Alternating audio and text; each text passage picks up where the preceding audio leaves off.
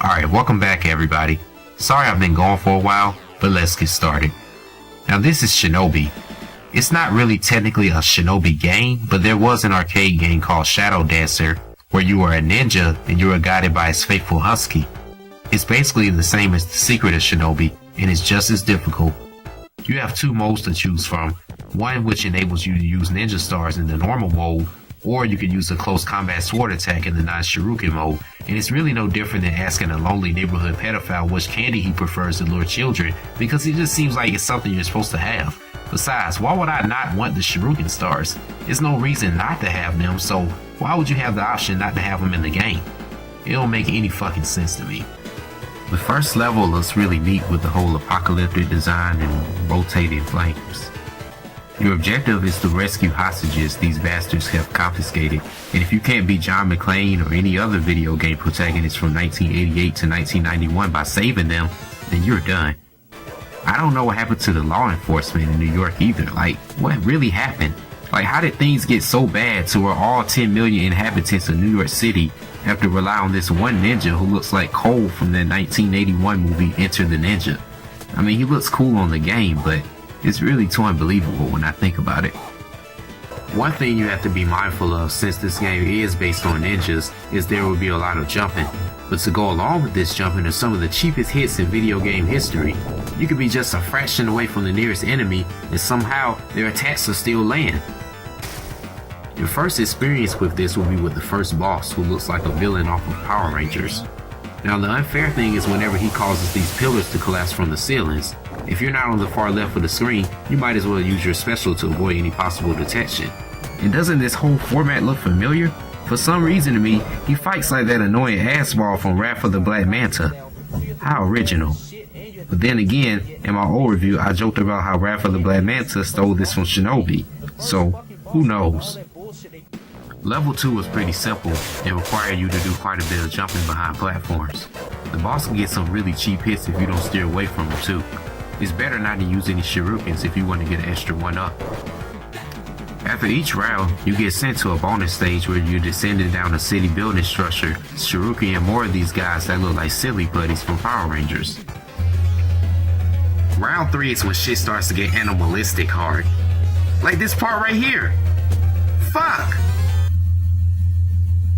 And then you get on an elevator, similar to later Shinobi games, but then you're dealing with these flipping ninjas that fly all over the screen like they're performing for the Ringling Brothers. If you can somehow get through all this without using a special, then you're a Sega god.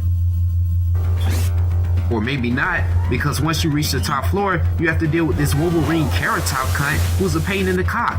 And this bitch has so much body armor on, you would think she could barely jump above the TV screen. And yes, this is a woman. The cheap hits are at an all-time high with this girl, and if you can somehow get your hits to land correctly, then you'll win.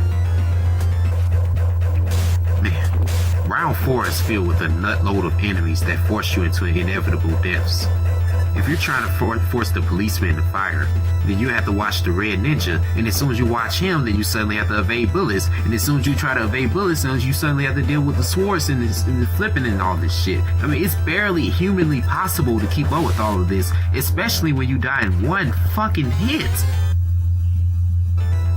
This is the stage when the dog is the most effective. You utilize him by waiting for his power meter to fill up, and then you hold the attack button, but if you time his strike wrong, then he becomes a bitch. Literally. Towards the end, you have to dodge past 2 red ninjas to escape. But trust me, this is way easier said than done. Come on.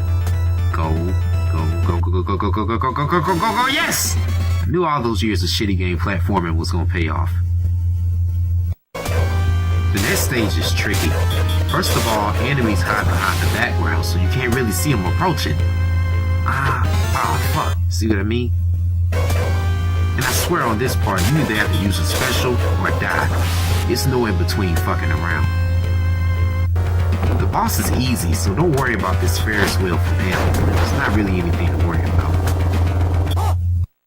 Level 5 is a long endurance round of getting bullied around by metallic cops. Man, This floor where these ninja bastard motherfuckers keep jumping around is gonna drive you to the point of mania. Like, how in the shit a rat spews out are you supposed to fucking dodge all this shit when a motherfucker is doing more flips than the 2016 Olympics? When you reach the top floor, oh man, pull out whatever strategy guide, internet video, or article you can, because if you haven't mastered the art of the ninja by this point, you might as well shut off the game. To begin with, you can't attack this guy while he's sitting down. Then he summons those smoke ninjas after you, and the most annoying one to tolerate is the one that flips, but every time he lands, he always lands perfectly in your direction. You want to talk about some cheap hits, these ninjas might as well be the final boss because they're the main challenge. If you fuck up and not kill the first two ninjas after he summons the next ones, you're in a more fucked up situation than a sanitation worker who has to go into a dumpster filled area filled with foreign sewage and use orangutan condoms, especially if you don't have any specials. One more. Ah, damn. Just lost. Oh, are you serious? Man, believe it or not, this is one of those games when you lose in the boss room, you have to go all the way back to the beginning of the first floor in the previous fucking level. Man, this guy's gotta be one of the hardest bosses ever. In order to hit him, you have to wait until he farts his head off and then he spews flames all over the screen, and then you have to hide under this pillar. But sometimes you'll get the chance to attack while the damn ninjas are still flipping and rolling around the screen. Your heart is going to be pounding, it's going to be on the verge of cardiac arrest. But damn it, to say that you beat this hard ass game, that's just what it has to be. Overall, this isn't a bad game. But it's like Super Thunderblade. How the hell do you die in only one hit? He's a ninja. You mean to tell me that to learn the art of Shinobi means you have to be cursed to die by the touch of a finger? Luckily, all this was updated in the Revenge of Shinobi, and it was drastically improved in Shinobi 3, which is one of my favorite games, where you not only had a life bar, but you had a vast array of shurikens as well. Either way, this isn't the ideal Shinobi, nor is it every gamer's choice. I mean, saying this game is easy is like saying it's okay to give your entire video game collection to a homeless shelter just because it feels good to do so. It's like saying it's okay to stay 6 hours overtime just because your coworker was too high for plutonium to show up for work and you're a coal miner.